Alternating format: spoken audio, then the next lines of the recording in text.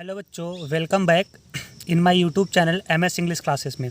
हमने पिछले दिनों आपसे बात किया था कि जितने भी कंटेंट्स हैं सभी के बारे में आपको बताया था, कितने चैप्टर्स, इतने राइटर हैं। अब मुझे उम्मीद है कि आप लोगों ने उसे देखा होगा और अपने कॉपी में नोट किया होगा। तो जिन बच्चों के पास बुक्स है वो अपने बुक लेकर के बैठ जाएँ, और जिन बच्चों के पास बुक नहीं है कोई बात नहीं, इस बुक को देखें, हम बुक से ही देख करके पढ़ाएँगे। और जिन बच्चों के पास बुक है वो बुक लेकर के बैठ जाएँ, ताकि और एक पेन ले लें या पेंसिल ले लें, जो भी इंपॉर्टेंट मीनिंग लगे, जो उनको ना आए वो क्या करें, उसे कॉपी में अपने नोट कर लें, ताकि पढ़ने में प्रॉब्लम्स ना हो। और आज हम बात करेंगे आपका जो कक्षा 10 का नया सिलेबस है NCERT पद्धति पे। हम उसके पहले चैप्टर के बारे में बात करेंगे, जो चैप्टर क्या है, ए लेटर टू गॉड। अब ए लेटर टू गॉड के राइटर हैं JL फिंच। इसमें बाबू कहानी क्या है, इसमें सबसे छोटी सी कहानी है कि एक लेंचो नाम का एक हार्ड वर्कर यानी किसान रहता है, जो बहुत कठिन परिश्रम करता है, और फिर उसे भगवान से कुछ इच्छा होती है कि भगवान वर्षा कराएंगे और हमारी फसल अच्छी हो जाएगी। लेकिन वर्षा के साथ साथ एक दिन ओले भी पड़ जाते हैं, जिससे उसकी पूरी फसल बर्बाद हो जाती है। और फसल बर्बाद होने के बाद वह क्या करता है कि भगवान को पत्र लिखता है, ताकि भगवान उसकी कुछ मदद कर सके। और वह भगवान को बड़े विश्वास से पत्र लिखता है, भगवान उसकी कुछ मदद भी करते हैं और कुछ नहीं। तो आइए आज हम इस पूरी कहानी को अच्छे तरीके से जानेंगे। और मैंने आपसे वादा किया है कि जो चैप्टर है, चैप्टर के साथ साथ MCQ क्वेश्चंस और बोर्ड एग्जाम के नज़रिए से जितने भी इंपॉर्टेंट क्वेश्चन हैं, लॉन्ग टाइप, शॉर्ट टाइम, सभी मैं आपको पढ़ाऊँगा। तो आज हम चलिए स्टार्ट करते हैं चैप्टर नंबर 1। पहला चैप्टर है ए लेटर टू गॉड, जिसके राइटर हैं JL फिंच। अब देखो इसमें लिखा है about the author. About the author मतलब होता है कि आथर के बारे में, आथर कौन से हैं, कहाँ के हैं। तो जो आथर हैं वह एक छोटी सी स्टोरी लिखते हैं ए लेटर टू गॉड, कि भगवान में देखो इंसान का कितना बड़ा विश्वास है। और इसके राइटर कौन है, JL फिंच। ठीक है, तो बच्चों नीचे लिखा है बिफोर यू रीड। अब देखो बिफोर यू रीड में मैं आपको ऐसे ही बताता हूँ क्या लिखा है। इसमें लिखा है कि लोग कहते हैं विश्वास इतना बड़ा होता है कि हम विश्वास से क्या है, पर्वत को भी हिला सकते हैं। इस कहानी को पढ़ने से जो है आगे बहुत शानदार तरीके से आपको जवाब मिलेगा। और इसमें क्या है कि एक लेंचो नाम का किसान होता है, जिसकी पूरी फसल नष्ट हो जाती है, और वह भगवान से प्रार्थना करता है कि हे भगवान, मुझे क्या है कि मेरी हेल्प करिए, मेरी सहायता करिए, मेरे पास खाने को कुछ नहीं है। तो ऐसे ही इस कहानी में कुछ है। आइए एक्टिविटीज़ है। एक्टिविटीज़ मतलब आप जानते हो इसमें कौन सी एक्टिविटीज़। इधर बच्चों लेटर का फंड दिया हुआ है कि कैसे लेटर लिखा जाता है, क्या होता है पोस्ट ऑफिस में। लेटर का फंड दिया हुआ है कि यहाँ लेटर में क्या क्या चीज़ें होती हैं, कैसे कैसे होता है। तो ये पूरा आपका लेटर का फंड दिया हुआ है। हम अपने चैप्टर की ओर चलते हैं, अपना चैप्टर पढ़ेंगे। तो आइए देखते हैं हमारे चैप्टर में क्या दिया हुआ है।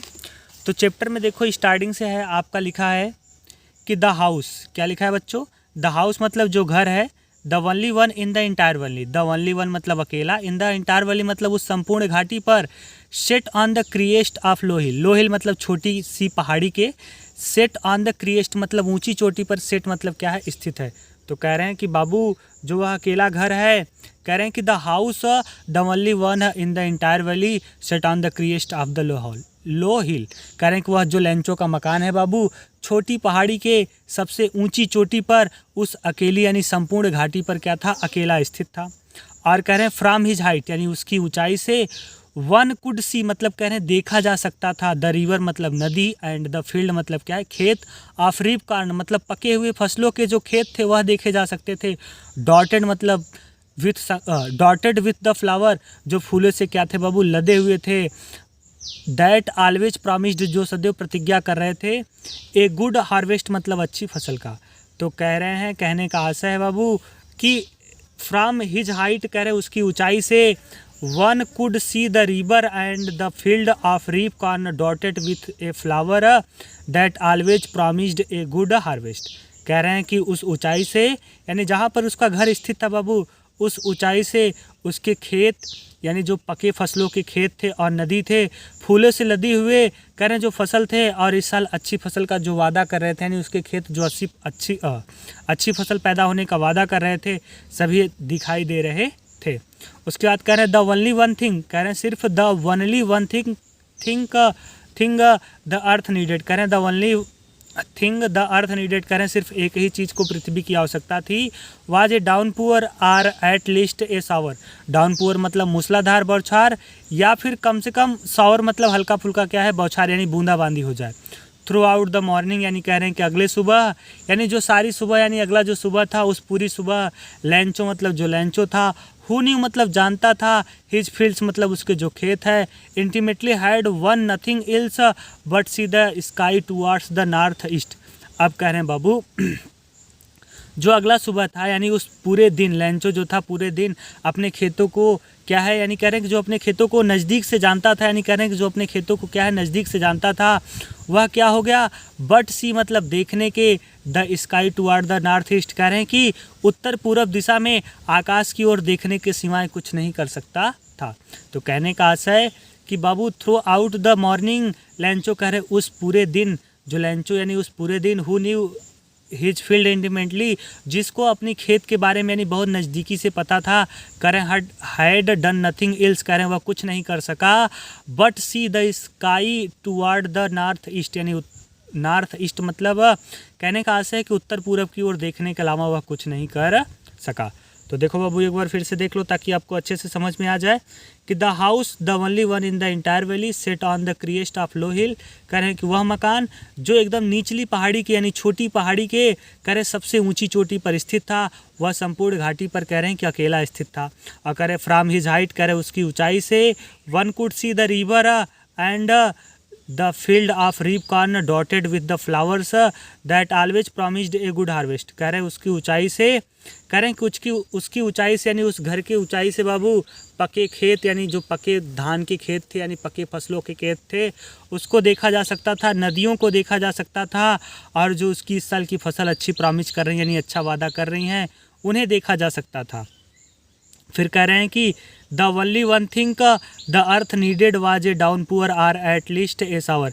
कह रहे सी पृथ्वी को एक ही चीज़ की आवश्यकता थी, उस चीज़ को क्या आवश्यकता थी कि या तो हल्का फुल्का बौछार यानी बूंदाबांदी हो जाए या तो फिर यानी मूसलाधार बारिश हो जाए। और फिर कह रहे through out the morning lunch यानी उस पूरी सुबह यानी पूरे सुबह हु न्यू मतलब जो जानता था, हिज फील्ड इंटीमेटली मतलब अपने खेतों को नज़दीक से जानता था, हैड डन नथिंग एल्स कह रहे वह कुछ नहीं कर सका but see the sky toward the north east कह रहे उत्तर पूरब की ओर देखने के अलावा वह कुछ नहीं कर सका।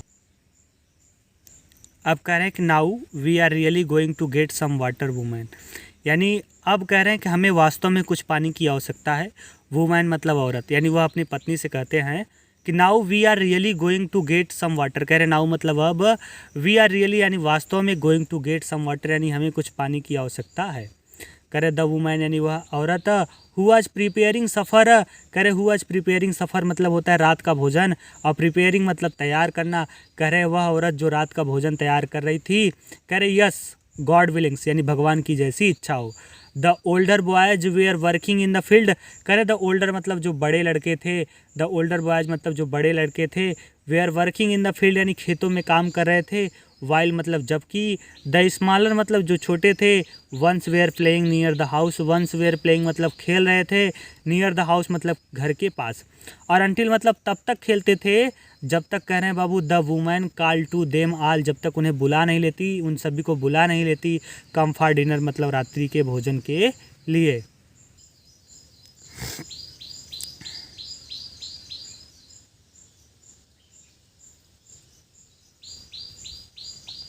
तो देखो बाबू कह रहे हैं कम फॉर डिनर यानी रात्रि के भोजन के लिए। फिर कह रहे हैं it was during the meal that, कह रहे हैं it was during the meal that मतलब इट वाज ड्यूरिंग मतलब यह दौरान, द मील दैट मतलब भोजन के दौरान, कह रहे हैं भोजन का जब समय चल रहा था, जस्ट जैसा कि, जस्ट एज मतलब जैसा कि, लैंचो हैड प्रिडिक्टेड यानी लैंचो ने भविष्यवाणी किया था, बिग ड्रॉप्स ऑफ रेन्स यानी कह रहे हैं वर्षा की बड़ी बड़ी बूंदें, बिगन टू फॉल मतलब गिरना शुरू हो जाती हैं। कह रहे हैं वर्षा की बड़ी बड़ी बूंदें गिरना शुरू हो जाती हैं। इन द नॉर्थ ईस्ट मतलब कह रहे हैं उत्तर, कह रहे हैं उत्तर पूरब की ओर, ह्यूज माउंटेन मतलब बड़े बड़े यानी ह्यूज मतलब विशाल, माउंटेन मतलब पर्वत, ऑफ द क्लाउड्स मतलब बादल के, कुड बीन सीन अप्रोचिंग मतलब उसकी ओर आते हुए क्या है दिखाई दे रहे थे।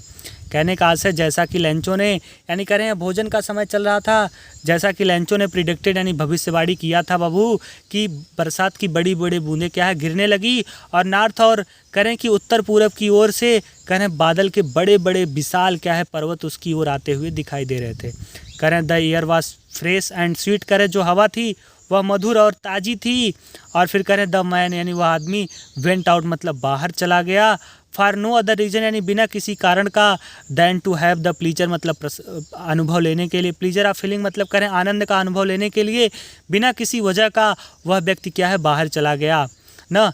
The rain on his body करें अपने शरीर पर उस वर्षा का आनंद और अनुभव लेने के लिए बिना किसी वजह का वह घर से बाहर चला गया। When he returned he exclaimed करें, व्हेन मतलब जब, ही रिटर्न मतलब वह लौटा और उसने एकदम से चिल्लाया यानी आश्चर्य से चिल्लाया, these are not raindrops falling, करें ये सब करें वर्षा की बूंदें नहीं है, करें these are not raindrops falling from the sky, करें यह आकाश से वर्षा की बूंदें नहीं गिर रही हैं, दे आर न्यू कॉइन्स, ये सब नए सिक्के हैं। और the big drops are the 10 cents, करें कि जो बड़ी बूंदें हैं बाबू वह 10 cents and the little ones are 5, और जो करें छोटी सिक्के हैं यानी छोटी बूंदें हैं वह 5 रुपये के बराबर यानी 5 सेंट्स के बराबर है, यानी 5 रुपये के सिक्के के बराबर। करें with a satisfied expression he regard the field of ripe corn with its flower, करें विथ ए सेटिस्फाइड एक्सप्रेशन करें संतुष्टपूर्ण भाव से, ही मतलब उसने, रिगार्ड मतलब देखा, the field of ripe corn यानी पके फसलों को, विथ इट्स फ्लावर यानी उनके फूलों के साथ, करें कि वह जो लैंचो था यानी संतुष्टपूर्ण भाव से उसने अपने खेत की ओर यानी जो पक्के फसल थे उनकी ओर क्या करता है बाबू देखता है। अब देखो देखने के बाद क्या होता है, करें dropped in a certain of rain, करें वर्षा की जो बूंदें हैं यानी वर्षा का जो वातावरण है आवरण है उससे क्या है पूरा ढका हुआ था, करें but suddenly a strong wind, करें लेकिन अचानक से स्ट्रॉन्ग विंड मतलब तेज हवा, बिगन टू ब्लो मतलब बहने लगती है, एंड और कह रहे हैं कि विथ द रेन यानी कह रहे हैं वर्षा के साथ, very large hailstone began to fall, और कह रहे हैं बड़ी बड़ी बूंदें यानी ओले भी पड़ना शुरू हो गए। हेल स्टोन मतलब क्या होता है बाबू, ओले, कह रहे हैं कि यानी ओले पड़ना शुरू हो गए। These truly did resemble new silver coin, और कह रहे हैं कि ये वास्तव में, कह रहे हैं these truly did resemble new silver coin, ये वास्तव में एकदम चांदी के सिक्के से क्या है मिलते जुलते हैं, कह रहे रिजेंबल मतलब मिलते जुलते हैं, न्यू सिल्वर कॉइन्स मतलब नए एकदम चांदी के सिक्के की तरह। कह रहे हैं द बॉयज यानी जो लड़के हैं, एक्सपोजिंग मतलब खुला छोड़ देते हैं, देम सेल्फ मतलब स्वयं को, टू द रेन मतलब वर्षा में, और run out to collect the frozen pearls, और कह रहे हैं कि उन्हें क्या है कि जमे हुए मोतियों को क्या करने लगे, वह दौड़ दौड़ के यानी बाहर से इकट्ठा करने लगे। कह रहे हैं कि जो बच्चे थे अपने आप को बाहर खुला छोड़ देते हैं और वे सब सभी क्या करने लग जाते हैं, जो जमे हुए मोती हैं उन्हें इकट्ठा करने लग जाते हैं। कह रहे हैं it is really getting bad now, कह रहे हैं वास्तव में अब यह बहुत ख़राब हो रहा है, एक्सक्लेम्ड द मैन यानी आदमी चिल्लाता है। और कह रहे हैं आई होप मैं आशा करता हूँ कि इट पास क्विकली कि यह जल्द ही गुजर जाएगा, और it did not pass quickly लेकिन यह जल्द नहीं गुजरता है बाबू। कह रहे for an hour the hail rained on the house, कह रहे फार एन आवर मतलब कई घंटों तक, the hail rained on the house मतलब क्या है घर पे गिरती रही, द गार्डन मतलब बगीचों पर, द हिल साइड मतलब पर्वत के किनारों पर, द कार्न फील्ड मतलब पके फसलों पर, ऑन द होल वैली मतलब संपूर्ण घाटी पर, द फील्ड वाज वाइट, और कह रहे हैं वह जो फील्ड था खेत था, वाज वाइट मतलब सफ़ेद हो गया, एज इफ मतलब जैसे, कवर्ड विथ साल्ट मतलब क्या है बाबू नमक से ढक गया हो।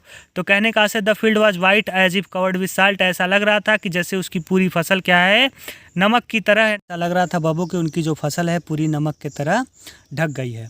फिर कह रहे हैं कि not a leaf remained on the trees, कह रहे हैं एक भी पत्ता क्या है, नॉट ए लीफ कह रहे हैं एक भी पत्ता, रिमेंड मतलब बचे हैं, ऑन द ट्रीज मतलब पेड़ पर, कह रहे हैं पेड़ पर अब एक भी पत्ते नहीं बचे हैं। कह रहे हैं the corn was totally destroyed यानी जो फसल थी वह पूर्णतः बर्बाद हो चुकी है, the flower were gone from the plants, और कह रहे हैं जो फूल हैं वह पौधे से जा चुके हैं।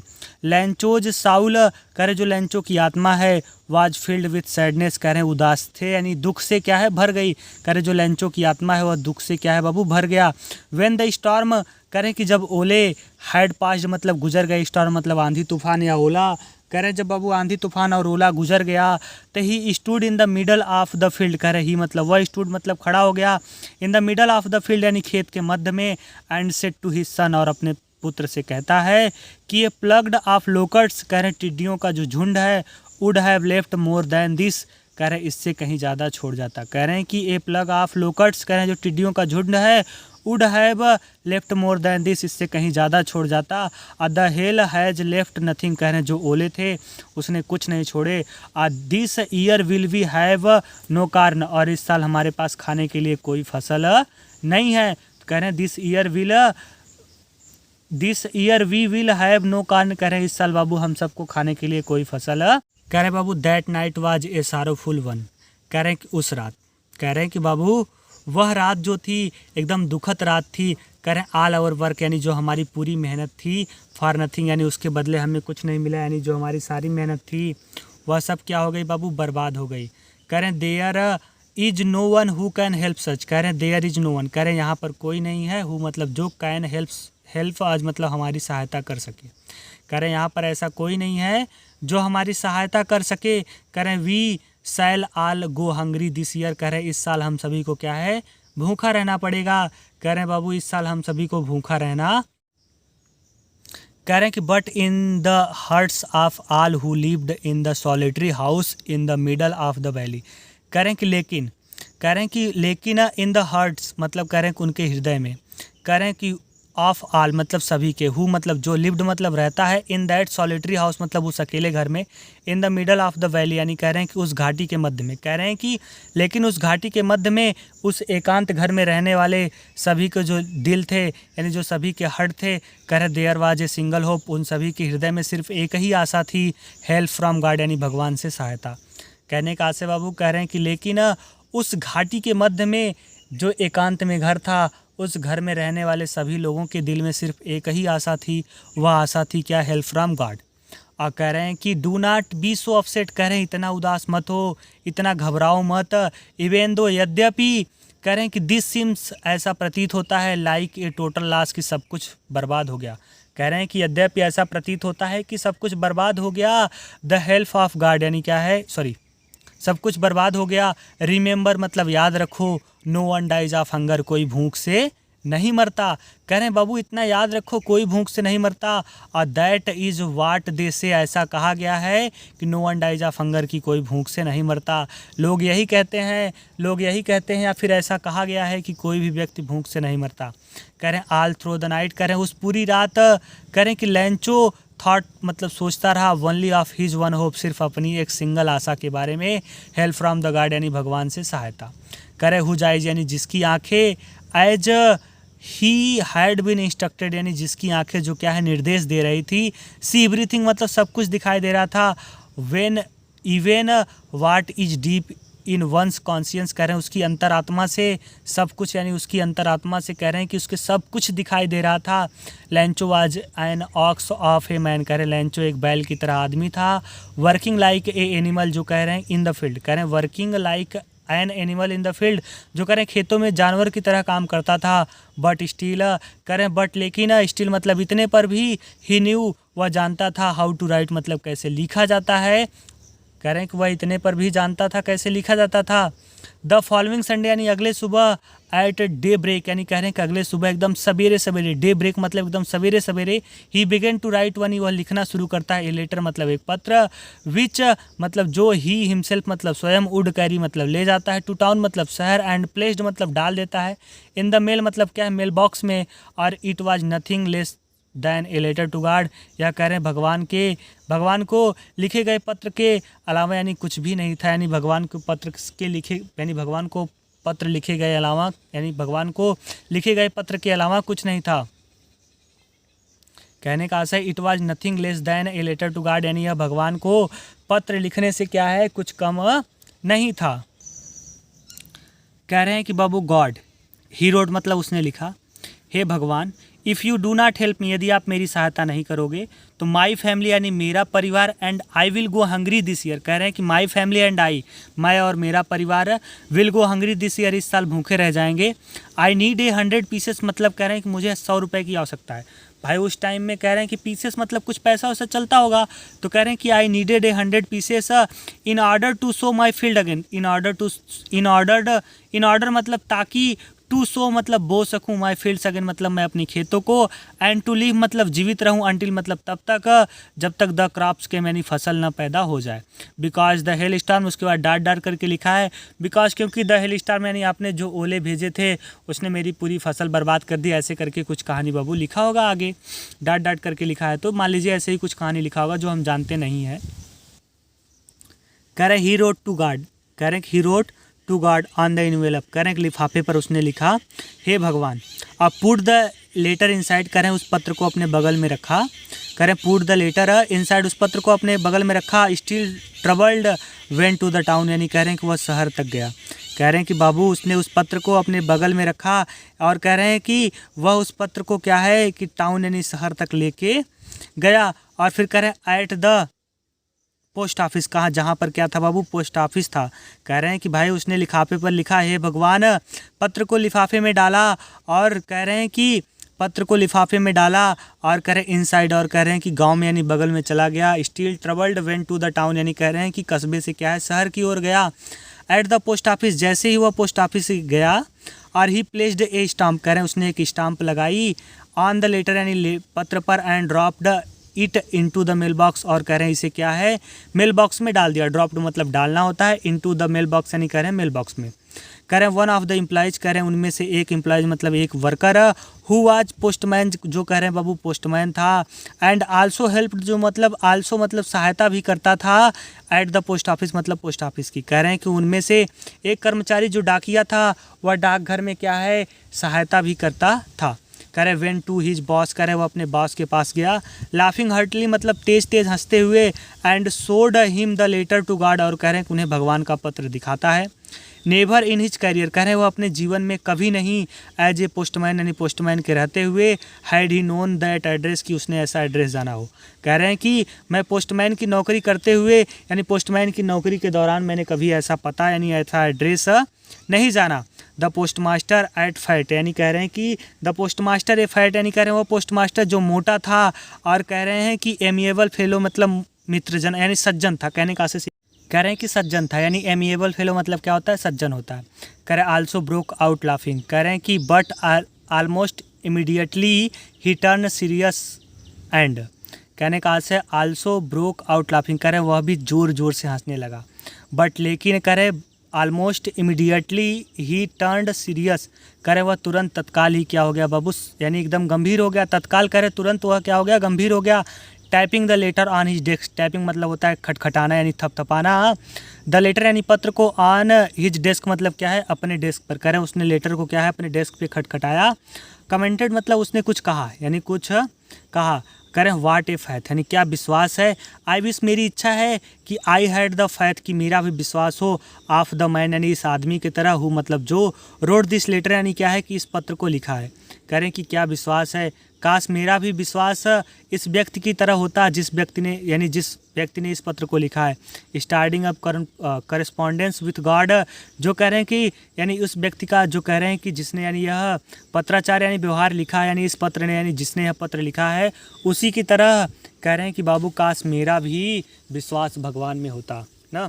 कह रहे हैं कि वह व्यक्ति जिसने यह पत्राचार यानी कह रहे हैं पत्र लिखा है काश उसी की तरह मेरा भी विश्वास करे भगवान में। सो इसीलिए इन ऑर्डर नॉट टू से कह रहे हैं कि भगवान पर विश्वास बिगड़े नहीं यानी भगवान से विश्वास यानी भगवान पर से विश्वास न उठे। The writer faith in God यानी कह रहे हैं कि उस लेखक का भगवान पर विश्वास बनाए रखने के लिए the postmaster came up with an ideas, कह रहे हैं कि उस पोस्टमास्टर के दिमाग में एक विचार आता है। कह रहे हैं उस पत्राचार यानी जिसने पत्र लिखा है उसका भगवान पर विश्वास बनाए रखने के लिए उनके दिमाग में एक विचार आता है। कह रहे हैं आंसर द लेटर यानी कह रहे हैं कि आंसर द लेटर मतलब पत्र का जवाब दे। But when he opened it, लेकिन जब वह उसे खोलते हैं तो इट वाज एविडेंट यानी उस पर स्पष्ट था। एविडेंट मतलब स्पष्ट था। दैट की टू आंसर मतलब जवाब देने के लिए it he needed something more then good will, कह रहे हैं कि इट ही नीडेड यानी कह रहे हैं आवश्यकता थी something more then good will यानी कह रहे हैं कि अच्छी विचारों और कह रहे हैं कि अच्छी विचारों के अलावा किसी और चीज़ की आवश्यकता थी। कहने का आशय है कि it he needed something more than goodwill ink and paper, कह रहे हैं स्याही और पेपर और अच्छे विचारों के अलावा किसी चीज़ की और आवश्यकता थी। कह रहे हैं but he stuck to his resolution, कह रहे हैं कि बट लेकिन कह रहे हैं कि टू स्टक मतलब उनका भगवान में विश्वास बनाए रखने के लिए, टू हिज रिसोल्यूशन मतलब वह अडिग हो गया यानी कह रहे हैं कि उसने निश्चय किया कि यानी कह रहे हैं कि लेकिन वह अपने निश्चय पर कह रहे हैं कि अडिग रहा कि मैं इसे अब खोल दिया हूँ तो जवाब तो दूंगा ही। कह रहे हैं ही आस्क्ड फॉर मनी, कह रहे हैं उसने पैसे के लिए कहा। फॉर हिज एम्प्लॉयज मतलब अपने वर्कर से। He himself gave part of his salary, कह रहे ही मतलब वह कह रहे हैं कि फ्रॉम हिज एम्प्लॉयज, अपने एम्प्लॉयज यानी वर्कर से कहा। फिर कह रहे हैं ही हिमसेल्फ यानी वह स्वयं gave part of his salary यानी अपने सैलरी का कुछ भाग दिया। एंड सेवरल फ्रेंड्स और बहुत सारे मित्रों से कहा of his were oblige to give something for an act of charity, कि इस कह रहे हैं कि आशय उसने अपने तनख्वाह का कुछ अंश दिया और उसने अपने अनेक दोस्तों से कहा कि इस नेक दानशील कार्य के लिए आप लोग भी क्या है कुछ न कुछ दे। यानी ओब्लाइज्ड वर्क मतलब कह रहे हैं दानशील कार्य के लिए एक चैरिटी के तहत क्या है आप लोग भी कुछ न कुछ दे। तो कहने का आशय कि he asked for money from his employees, कह रहे हैं उसने अपने वर्कर से कुछ पैसे के लिए कहा। और फिर कह रहे हैं he himself gave part of his salary, उसने स्वयं अपने सैलरी का कुछ भाग दिया। एंड सेवरल फ्रेंड और बहुत सारे मित्रों से कहा कि of his were oblige to give something from for an act of charity, कह रहे हैं कि इस दानशील कार्य के तहत आप लोग भी क्या है कुछ न कुछ दीजिए। It was impossible for him to gather the 100 pieces, कह रहे हैं इट वॉज इम्पॉसिबल, यह असंभव था।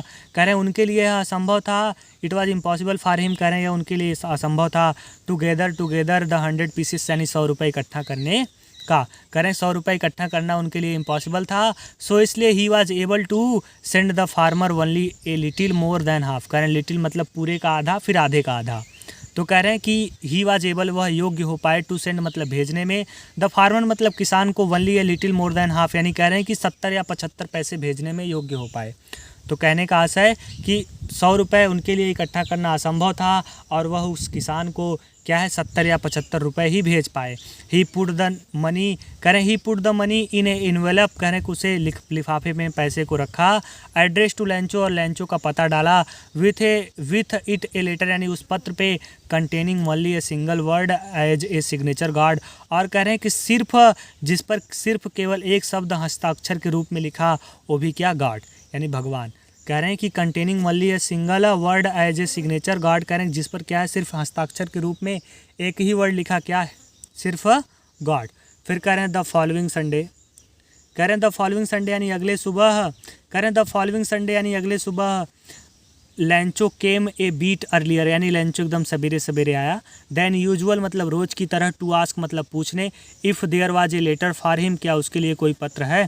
कह रहे हैं अगले सुबह यानी अगले रविवार के सुबह वह अन्य दिनों की तरह जैसे रोज़ पूछता था उस दिन भी आया एकदम सवेरे सवेरे और पूछता है क्या मेरे लिए कोई पत्र आया है। It was the postman himself, कह रहे हैं कि वह स्वयं डाकिया था। कह रहे हैं हु मतलब जिसने handed the letter to him, जिसने उसको पत्र दिया। और वाइल मतलब जबकि द पोस्ट मास्टर, और जबकि जो पोस्ट मास्टर था expressing the contentment of a man who has perform good deed, जिसने कह रहे हैं कि वह पोस्ट मास्टर गुड डीड मतलब जिसने यह नेक कार्य किया है, करने वाला व्यक्ति कह रहे हैं संतुष्ट का अनुभव करते हुए, कह रहे संतुष्ट का अनुभव करते हुए looked on from his office, कह रहे अपने ऑफिस के दफ्तर से क्या है देख रहा था। कह रहे हैं एक्सप्रेसिंग द कंटेंटमेंट यानी कह रहे हैं संतुष्ट मनोभाव से ऑफ ए मैन, कह रहे हैं वह व्यक्ति हु मतलब जो has performed a good deed यानी जिसने अच्छा कार्य किया था। Looked on from his office, कह रहे हैं अपने ऑफिस के दफ्तर से क्या कर रहा था देख रहा था।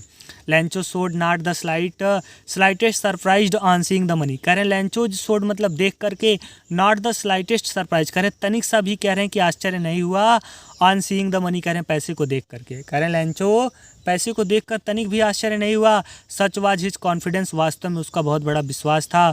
बट ही बिकम एंग्री, कह रहे हैं लेकिन वह तुरंत क्रोधित हो गया। व्हेन मतलब जब, ही काउंटेड द मनी यानी उसने पैसे को गिना। कह रहे हैं God could not have made mistake, कह रहे हैं भगवान गलती नहीं कर सकता।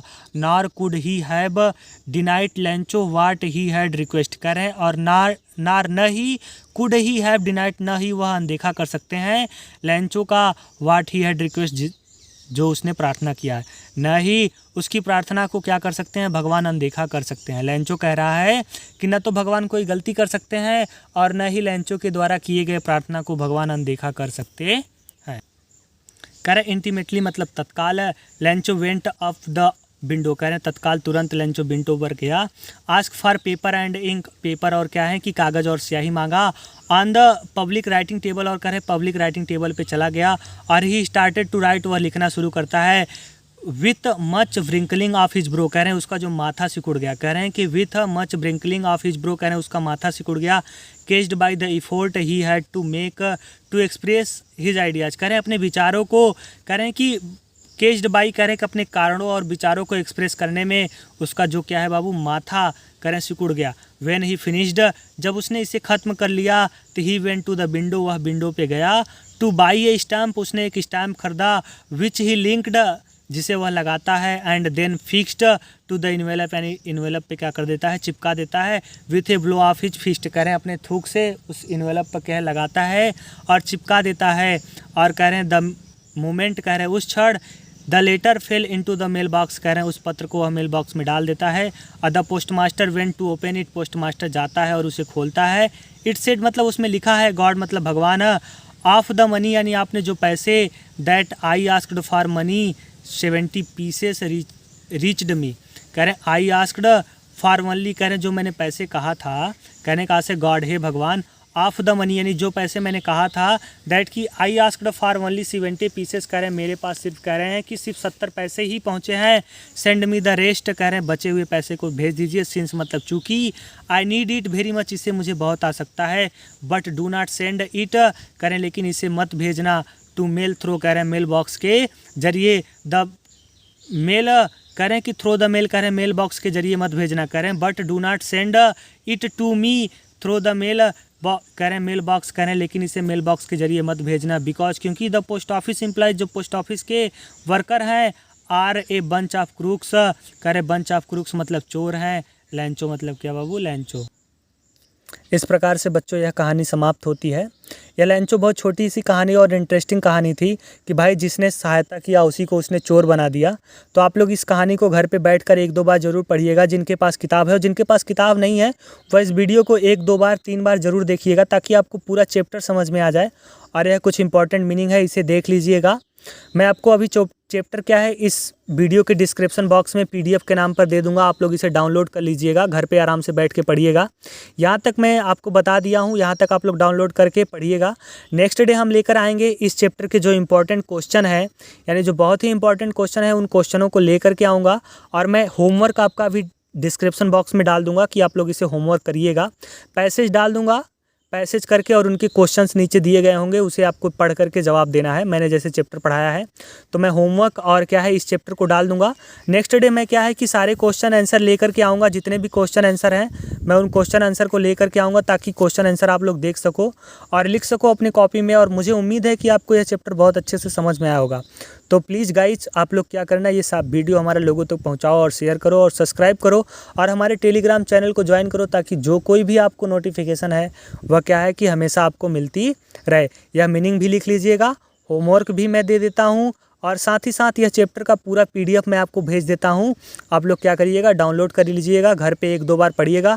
जहाँ नहीं समझ में आएगा कमेंट करके बताइएगा कि सर मुझे नहीं समझ में आया, मुझे फिर से दोबारा बताइए, मैं आपको दोबारा बताऊँगा, ठीक है। और पर डे क्लास आपको लाइव क्या है 4 बजे चलेगी, आप लोग इसे देखना मत भूलिएगा। तो फिलहाल आज के लिए इतना ही। थैंक यू, धन्यवाद।